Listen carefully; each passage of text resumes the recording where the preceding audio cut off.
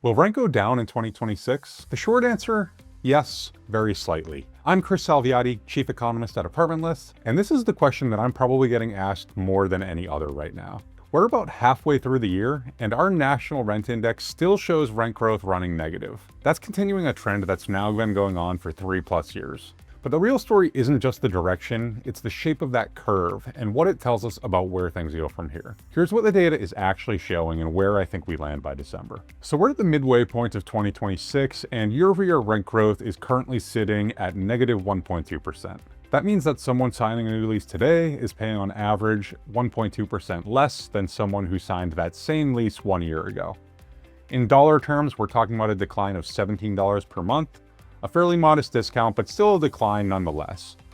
These figures come from Apartment List's National Rent Report, which tracks asking rents across hundreds of markets every month. And the year-over-year decline that we're seeing currently is part of an ongoing trend. For the past 3 years, national rents have ended lower than where they started. That's a historically unusual run, and renters across many markets have been feeling that directly. But drilling beneath the headline numbers, there's an important nuance that's easy to miss. Even though rent growth is still negative, it's also hit a clear inflection point over the last few months. Rents aren't trending up, we're still in negative territory, but rent growth has been trending less negative in recent months. That's a meaningfully different signal than a market still sinking deeper. The rental market now appears to be stabilizing, it's just early in that process. The reason behind that flattening comes down to supply. The big building boom that's flooded markets with a swell of new units over the last 2 years has been the primary driver of the softness that we've all been seeing. As the market struggled to absorb that influx of new apartment inventory, property owners and operators have had to lower rents to help fill those units. But that construction wave is now at its tail end. The construction pipeline has been gradually thinning since late 2024, and the number of new projects being permitted has dropped sharply as rents have softened and financing has tightened, construction costs have increased. So we're now getting to the point where all of that new inventory is being metabolized, and that's showing up as an inflection point in our measure of the national vacancy rate. That has just posted its first decline in more than 4 years over the past few months. Fewer empty units sitting on the market means less downward pressure on price, and the fact that we're seeing inflection points right now in both rents and occupancy signals that we're seeing a meaningful shift in the market. So where does this land by December? These shifts are gradual. Vacancy and rent growth are not reversing course on a dime. They're shifting course very slowly.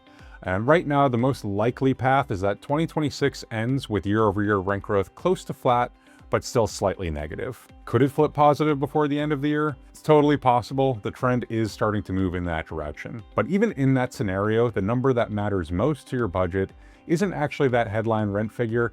It's what that figure means once you account for other factors around it that are also changing.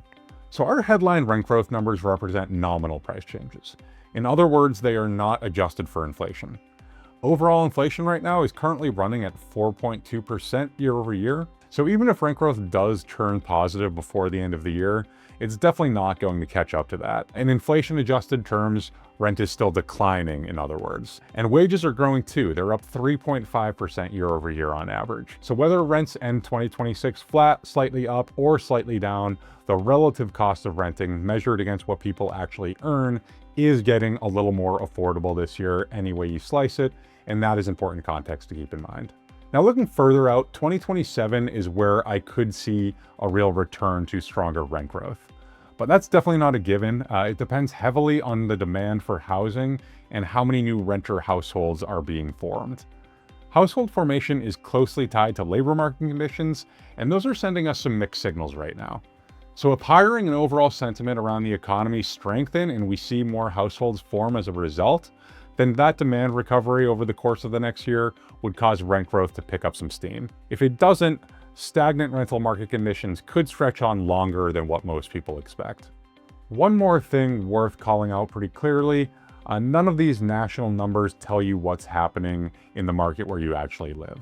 So for example, Austin is still seeing meaningful rent declines well beyond that national trend. San Francisco, on the other hand, is seeing a huge price surge as an AI tech boom there has driven housing demand through the roof. The national average is a real and useful signal, but it is just that, an average. Your local market can look completely different in either direction from that broad national picture that we just walked through.